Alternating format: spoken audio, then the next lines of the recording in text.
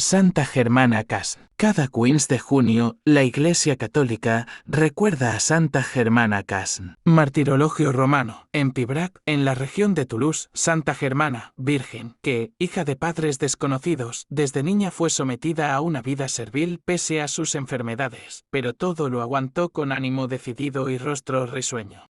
Hasta fallecer con solo 22 años, año 1601, fue beatificada el 7 de mayo de 1854 por el Papa Pío IX y canonizada el 29 de junio de 1867 por el mismo Papa Pío IX. Germana Casn nació en 1579 en Pibrac, Francia. Maître Laurent, el padre de Germana, honrado labrador, gozaba en el pueblo de cierta consideración puesto que llegó a ser cónsul, o sea alcalde, en 1573 y 1574. Era modesta su alquería, pero la explotación de varias fincas le proporcionaba una renta decente. Entre los años 1575 y 78 casó en terceras nupcias con la que iba a ser madre de Nuestra Santita, con Marie Laroche. Nació Germana en Clenque, escrofulosa e impedida de la mano derecha. Desde los años más tiernos quedó huérfana. Hugo, su hermanastro, nacido de la primera mujer, quedaba por amo de la casa. Le llevaba a Germana unos 30 años. Su mujer, Armanda Rajols, despiadada, mandona, regentaba sus cosas con dura mano.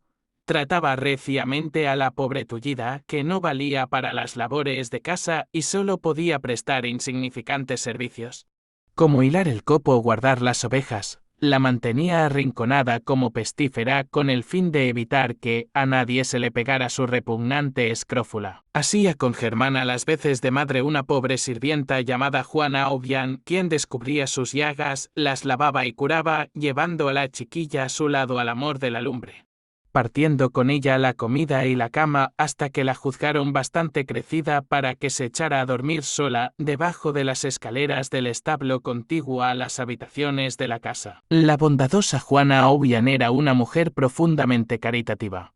No sabía leer ni escribir, pero poseía esa intuición de las cosas sobrenaturales que el Señor deposita en las almas sencillas y puras.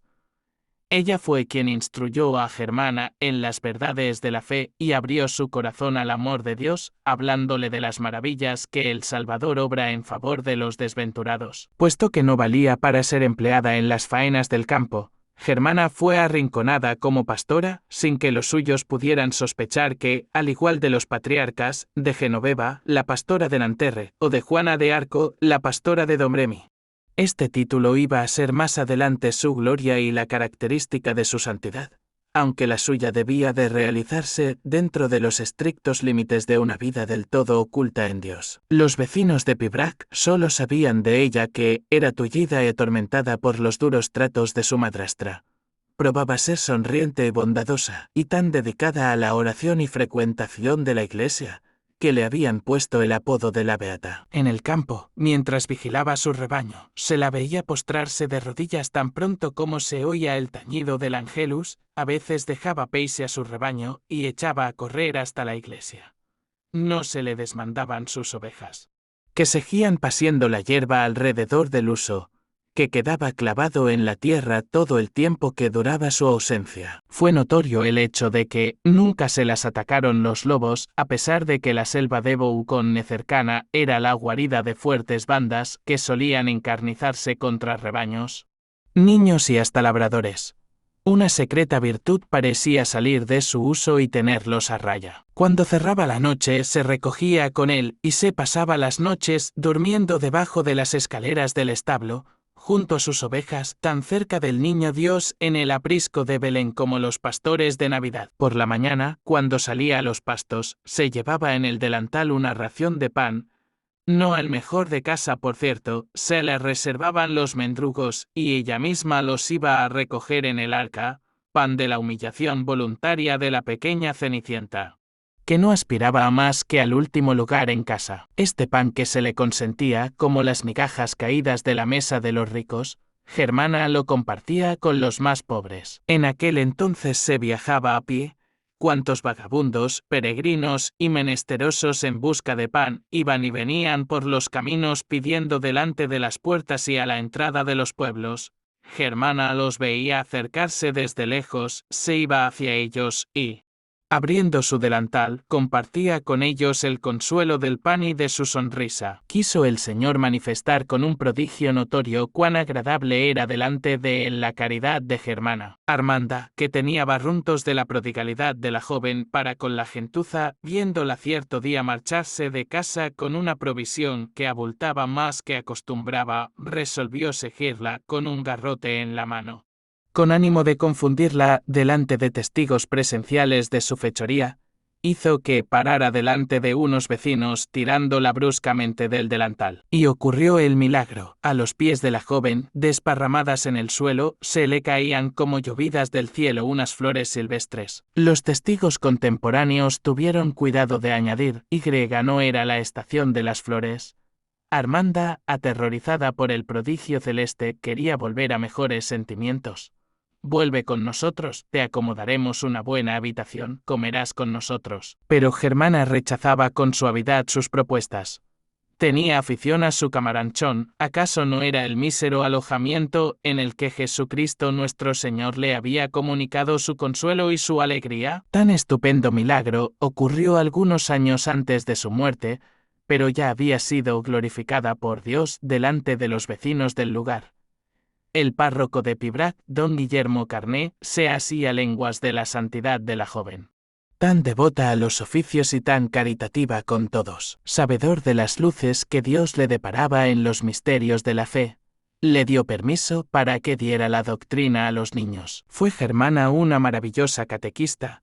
Acudían a ella las criaturas en los campos para oírla hablar de Dios, valiéndose de las cosas visibles para poner al alcance de sus oyentes los altos secretos de la realidad invisible. No de otra manera que nuestro Señor cuando enseñaba a los corazones puros y sencillos en un maravilloso lenguaje de parábolas, a todos les inculcaba su ardiente amor a la Eucaristía, puesto que solía comulgar cada domingo sin faltar en ninguna de las fiestas de la Iglesia. Un día, pues, dirigiéndose a la parroquia cuando se preparaba a vadear el arroyo, se encontró con que las aguas salidas de madre le impedían el paso. Las gentes se reían de la beata, pero Germana, con santo atrevimiento, se prepara a cruzar las aguas como solía, y ocurrió el milagro, las aguas arremolinadas y sucias se apartan, dejándola pasar a pie enjuto. Volvió a reproducirse el prodigio después de la misa. La noticia se difunde en la comarca y cunde la voz de que la pequeña pastora del tío Lorenzo es una santa. En una canción popular muy divulgada aparece Germana, se la llama la Violeta de Pibrac, pero la santa no hace caso de lo que dicen de ella. Sigue con su vida oculta, aguantando con admirable paciencia sus miserias y trabajos, fiel a su condición humilde de secreto martirio hasta su muerte. Un sacerdote de la diócesis de Auch, al hacer de noche el viaje a Toulouse, y dos religiosos que habían encontrado asilo en las ruinas de un antiguo castillo cercano a Pibrac, afirmaron que, en medio de la noche, habían visto 12 formas blancas dirigirse hacia la llanura y levantarse después hacia el cielo, haciendo escolta a una joven vestida de blanco y coronada de flores silvestres. Al entrar de madrugada en el pueblo, se enteraron de que había muerto en la noche una joven tullida tenida en fama por sus virtudes. Había muerto Germana Casn en aquella noche de junio de 1601, sin ruido, sola, tal como había vivido. Debajo de las escaleras del establo. Fue enterrada en la iglesia de Pibrac frente al púlpito, en la concesión que poseía su familia. En 1644, al enterrar una llegada de Germana, el sepulturero Guillermo Cassé descubre aterrorizado un cuerpo en perfecto estado de conservación casi a ras del suelo. Era el cuerpo de una joven que parecía haber sido enterrada el día anterior. La noticia se difunde en el pueblo. Los ancianos reconocen a Germana Casn, su cuello lleva todavía las señales de sus lamparones, la mano derecha no se parece a la otra. Entonces vuélvense a contar los milagros ocurridos en vida de Germana. Queda expuesto su cuerpo en la iglesia y se produce el primer milagro póstumo. La señora del castillo de Beauregard fue curada de un absceso del seno que ponía en peligro la vida de su recién nacido. En testimonio de gratitud hizo donación de un ataúd de plomo. en el que quedó depositada la preciosa reliquia del cuerpo de la santa. Iba a empezar una serie de milagros tan manifiestos, tan frecuentes y sonados, que hacen de Santa Germana una de las más grandes taumaturgas de todos los tiempos. Paralíticos y ciegos, personas atacadas de abscesos infecciosos o de incurables llagas purulentas, enfermos y tullidos que se acercaban al sepulcro de Germana se encontraban súbitamente curados durante la Santa Misa. Los expedientes en los que constan los primeros milagros fueron consultados en 1661 por don Jean Dafour, arcediano de la Catedral de Toulouse, y más tarde, en 1700, por el párroco de la d'Albade.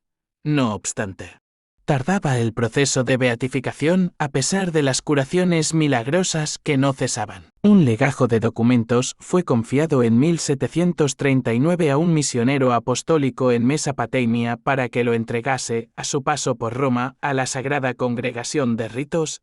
Dichos documentos debieron de extraviarse, puesto que nunca fueron remitidos a Roma. En 1793, en pleno período revolucionario, los miembros del Comité de Salvación Pública, queriendo llevar a cabo un designio sacrílego de sustraer los cadáveres a la devoción de las muchedumbres, se encarnizaron sobre el cuerpo de Germana, arrojándole en un foso de cal viva, mientras se mandaba el ataúd de plomo a Toulouse para que sirviera para la fabricación de balas. Pasada la oleada revolucionaria, se descubrió por segunda vez el cuerpo, apareció casi intacto, a pesar de haber permanecido durante años bajo la acción de la cal viva. Entonces se volvió a tratar del proceso de beatificación. En enero de 1845 el expediente era entregado, por fin, a la Sagrada Congregación de Ritos. Gregorio XVI dio su firma 2 días antes de morir para aprobar los trabajos de la Comisión Apostólica. Fue Pío IX quien tuvo la alegría de proclamar beata a Germana en 1854 y santa en 1867. Al terminar el siglo, no se contaban menos de 400 milagros realizados por la intercesión de la santa. Para el proceso de beatificación solo se retuvieron los 4 más conocidos. En 1845 la Casa de las Religiosas del Buen Pastor de Bourges, a quienes faltaba hasta el pan, debe a su intervención 2 multiplicaciones milagrosas de pan y harina. En 1828 Jaquet de Catala, niña de 7 años, fue instantáneamente curada de un raquitismo incurable. Felipe Lucas, niño de 12 años, igualmente de una fístula en la cadera. Entre los numerosos milagros realizados por la intercesión de la Santa de Pibrac, mentaremos el de que fue favorecida María Teresa de España en febrero de 1845. La esposa de don Carlos, que vivía exilada en Bourges, padecía de un hipo tan alarmante con congestión de la garganta que los médicos habían abandonado toda esperanza de salvarla. Doña María Teresa se puso al cuello una medalla de la santa, se durmió y despertó al día siguiente totalmente curada. Las fiestas de la canonización se celebraron con un esplendor incomparable tanto en la Capilla Sixtina como en la ciudad de Toulouse, en medio de un alborozo general que destaca la gran popularidad que disfruta la Santa de Pibrac. Hoy en día, la aldea de Santa Germana sigue siendo un centro de peregrinación donde acuden los fieles todos los domingos. Cuando se celebra la gran peregrinación anual, el 16 de junio, la muchedumbre no cabe en la pequeña parroquia. Una basílica empezada a levantar a principios de siglo está todavía sin acabar.